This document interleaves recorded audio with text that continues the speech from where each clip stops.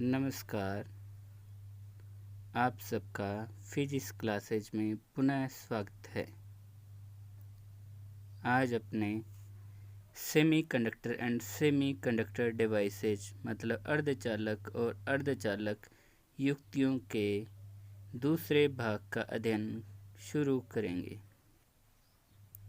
कल अपने COG band मतलब वैलेंसी बैंड इनका अध्ययन किया था तथा उनके अनुसार चालक, अर्धचालक तथा कुचालकों की व्याख्या की थी। आज अर्धचालक तथा उनके प्रकारों का अध्ययन शुरू करेंगे। सबसे पहले अर्धचालक पदार्थ कौन से होते हैं? अर्धचालक पदार्थ वे पदार्थ होते हैं जो 0 केल्विन टेम्परेचर पर मतलब 0 केल्विन ताप पर पूर्णतः कुचालक होते हैं, परंतु सामान्य ताप पर इनमें चालकता का गुण आ जाता है। अब अर्धचालक भी दो प्रकार के होते हैं, एक तो पूर्णतः शुद्ध रूप से प्राप्त अर्धचालक और दूसरे बाह्य अर्धचालक। अब शुद्ध रूप से जो प्राप्त अर्धचालक होते हैं उन्हें बोलते हैं नेज अर्धचालक।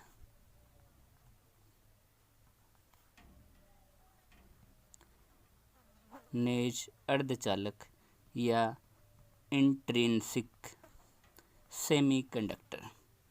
इसी तरह यदि इनमें कुछ अशुद्धि मिला दी जाए तो जो अर्धचालक प्राप्त होंगे उन्हें बाह्य अर्धचालक या एक्सट्रिंसिक सेमीकंडक्टर कहते हैं। अब बाह्य अर्धचालक कौन से होंगे? यदि अपने ग्रुप 14 वर्ग 14 के तत्वों में वर्ग 13 या वर्ग 15 के तत्वों की अशुद्धि मिला दें तो बाह्य अर्धचालक प्राप्त होते हैं।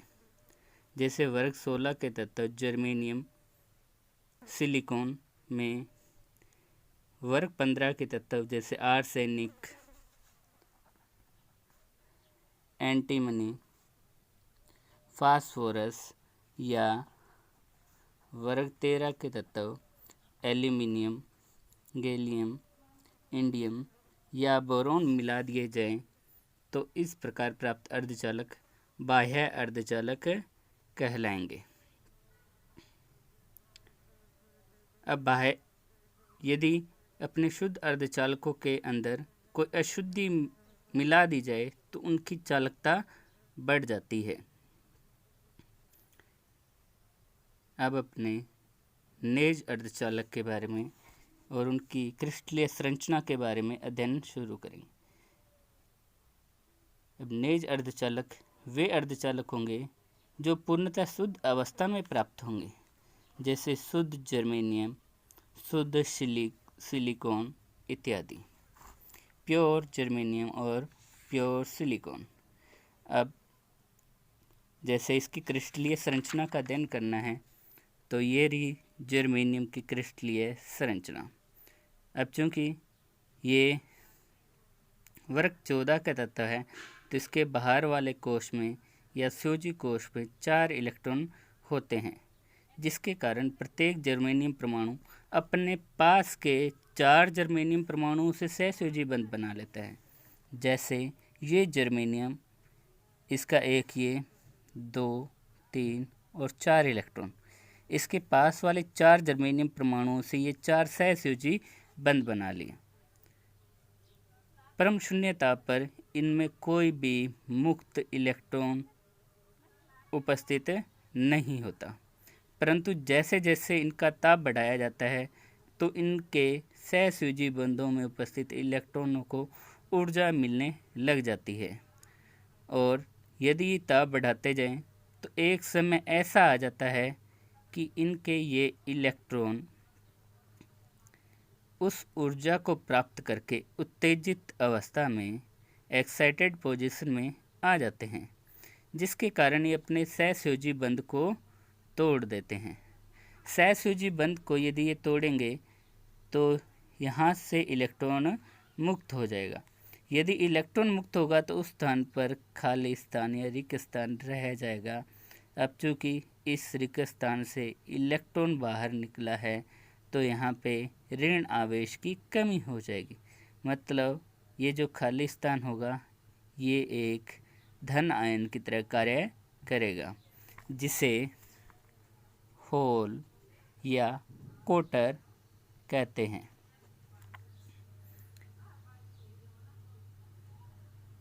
अब जैसे जैसे ताप बढ़ाया जाता है तो इनके अन्य बंध भी टूटते जाते हैं। जैसे यहाँ से ये इलेक्ट्रॉन मुक्त हुआ तो ये एक होल क्रिएट हो गया।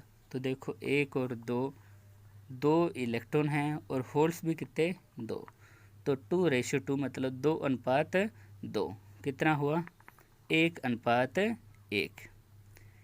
ऐसे ही यदि और कोई बंध टूटे ताप बढ़ाने पर तो और इलेक्ट्रॉन मुक्त हुआ तो और होल बना, और यदि ताप बढ़ाएं तो और इलेक्ट्रॉन मुक्त होगा तो और होल बनेगा। तो देखो टोटल कितने इलेक्ट्रॉन मुक्त, 4। फ्री इलेक्ट्रॉन कितने, 4। और फ्री होल्स कितने हुए, 1 2 3 4। 4:4 मतलब 1:1 मतलब 1:1। तो शुद्ध नेज अर्धचालक में हमेशा मुक्त इलेक्ट्रॉन और होल्स की संख्या का अनुपात समान 1:1 रहता है। जैसे ही इनका ताप लगातार बढ़ता जाता है तो मुक्त इलेक्ट्रॉन क्रिएट होते जाते हैं और होल्स भी लगातार बनते रहते हैं, जिसके कारण यदि इन्हें किसी बाह्य स्रोत जैसे बैटरी द्वारा जोड़ा जाए तो इनमें करंट फ्लो होने लग जाता है, इनमें धारा का चालन होने शुरू हो जाता है। अब इनमें चूँकि इलेक्ट्रॉन और होल्स दोनों ही मुक्त अवस्था में हैं तो दोनों ही इसमें धारा का चालन करते हैं। अब इनके कारण जो धारा चालक में बहती है और चालक की चालकता और प्रतिरोधकता को निम्न प्रकार ज्ञात कर सकते हैं। माना जैसे एकांक आयतन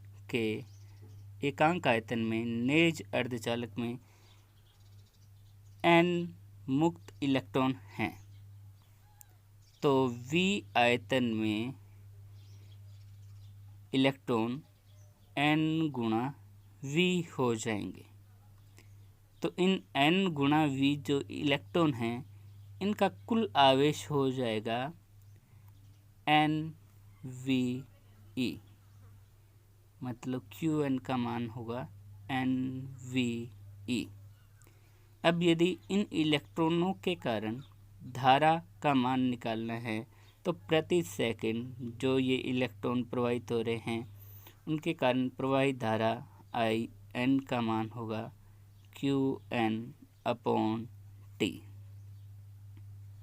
तो IN इक्वल टू Qn की वैल्यू है NV/T।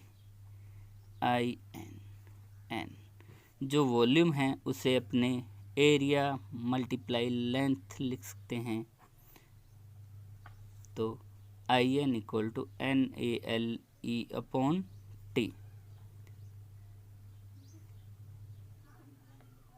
अब चूंकि L/T लेंथ अपॉन टाइम क्या होता है, स्पीड। ये किसकी स्पीड होगी, इलेक्ट्रॉन्स की, जिसे कहते हैं इलेक्ट्रॉन्स क्या अपवह चाल या अपवहन वेग या ड्रिफ्ट वेलोसिटी। ये तो इलेक्ट्रॉन के कारण नेज अर्धचालक में प्रवाहित धारा का मान है। इसे अपने यदि इलेक्ट्रॉन है तो Vn से डिनोट कर देते हैं, मतलब इलेक्ट्रॉन की ड्रिफ्ट वेलोसिटी, इलेक्ट्रॉन का अपवह वेग। इसी तरह से यदि अपने माने एकांक आयतन में होल्स V हैं, होल्स P हैं तो V आयतन में होल्स की संख्या P×V होगी और इनकी कुल आवेश निकालना है तो इसे स्मॉल ई से मल्टीप्लाई कर देंगे तो ये होल्स का कुल चार्ज, कुल आवेश प्राप्त होगा। यदि इन होल्स के कारण प्रवाहित धारा निकालनी है तो आई पी इक्वल टू होगा क्यू पी अपॉन टी, मतलब आवेश में समय का डिवाइड कर देंगे, टाइम का डिवाइड कर देंगे। So I P equal to होगा P V E upon T. I P equal to P, V को अपने एरिया मल्टीप्लाई लेंथ लिख सकते हैं। इसी तरह से I P equal to P A E. L upon T मतलब लेंथ अपॉन टाइम क्या होगा, स्पीड, और ये किन की स्पीड होगी, होल्स की, जिसे वीपी से डोनेट करेंगे।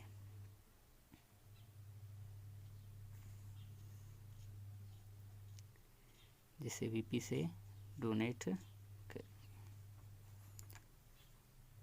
अतः अब चूंकि इलेक्ट्रॉन और होल्स दोनों ही नेज अर्धचालक या इंट्रिंसिक सेमीकंडक्टर में धारा का प्रवाह करते हैं, अतः इन दोनों के कारण प्रवाहित धारा I equal to I N plus I P होगी। यदि यहाँ पर आई एन और आई पी की वैल्यू पुट करेंगे तो N A E V N plus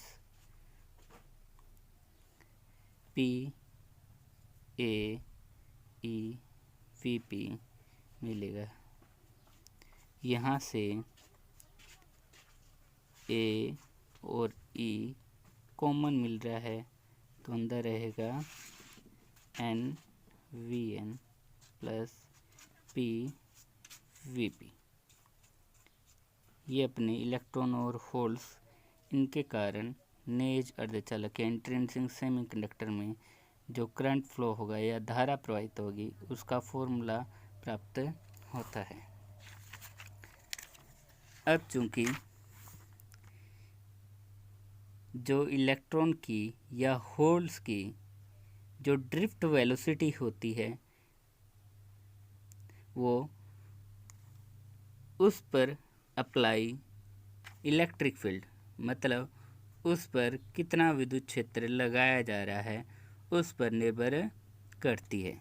जैसे इलेक्ट्रॉन के लिए जो ड्रिफ्ट वेलोसिटी मतलब अपवहन वेग वी होगा वो proportional to electric field E होगा। यदि यहाँ पर अपने प्रोपोर्शनल का सिंबल हटाएंगे तो अपने को म्यू एन ई प्राप्त होगा। जो म्यू एन यहाँ पर है इसे कहते हैं इलेक्ट्रॉन की गतिशीलता, मतलब मोबिलिटी ऑफ इलेक्ट्रॉन्स। इसी तरह से यदि होल्स के लिए देखें तो उनकी जो ड्रिफ्ट वेलोसिटी मतलब उनका जो अपवहन वेग होगा वो भी इलेक्ट्रिक फील्ड ई पर निर्भर करेगा। मतलब जितना इलेक्ट्रिक फील्ड ज़्यादा होगा उतना ही उनकी ड्रिफ्ट वेलोसिटी ज़्यादा होगी। अगर यहाँ पे अपने प्रोपोर्शनल का सिंबल हटाएं तो यहाँ पर भी एक कांस्टेंट लगेगा म्यू पी ई। यहाँ जो म्यू पी है, यहाँ जो म्यू पी है वो है होल्स की गतिशीलता।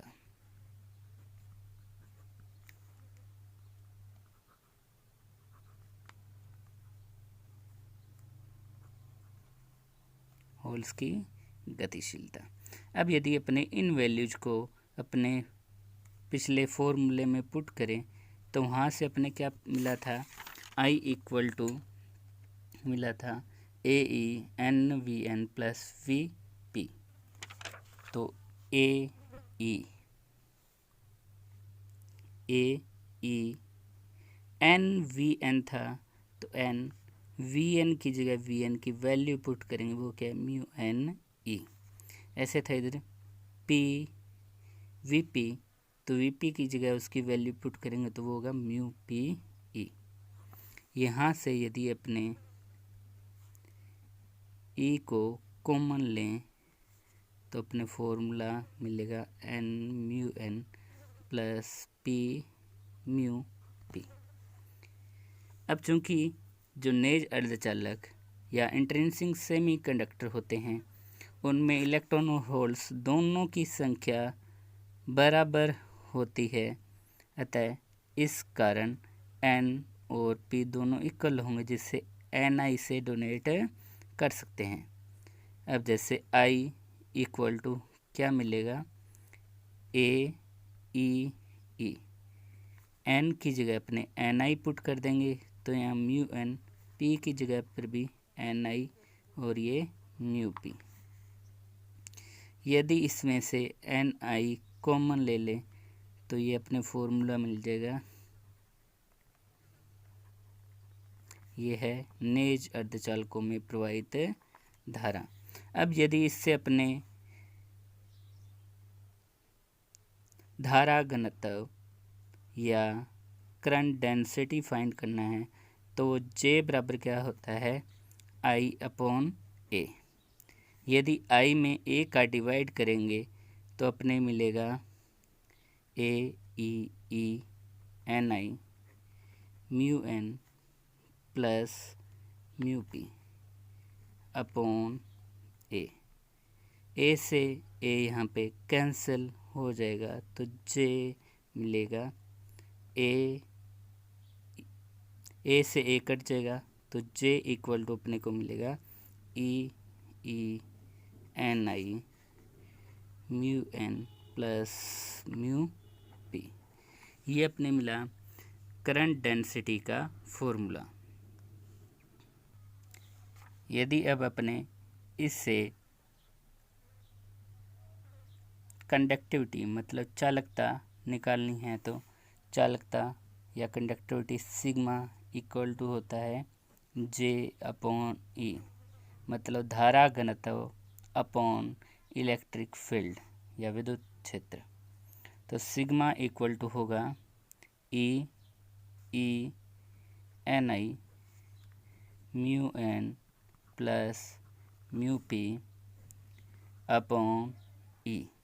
यहाँ ई से ई कैंसिल हो जाएगा और सिग्मा मिलेगा अपने को E N I mu N plus mu P. ये है अपने चालकता का फॉर्मूला। अगर यदि इसी तरह से अपने प्रतिरोधकता या विशिष्ट प्रतिरोध या जिसे अपने रेजिस्टिविटी कहते हैं वो फाइंड करना है तो रो इक्वल टू होता है 1 अपॉन सिग्मा। तो rho equal to 1 upon sigma की वैल्यू यहाँ पुट करेंगे तो E N I mu N plus mu P होगा। ये नेज अर्धचालक या इंट्रिंसिक सेमीकंडक्टर की प्रतिरोधकता या रेजिस्टिविटी का फॉर्मूला है। इस तरह से अपने किसी नेज अर्धचालक में प्रवाहित धारा, उसकी चालकता और प्रतिरोधकता ज्ञात कर सकते हैं।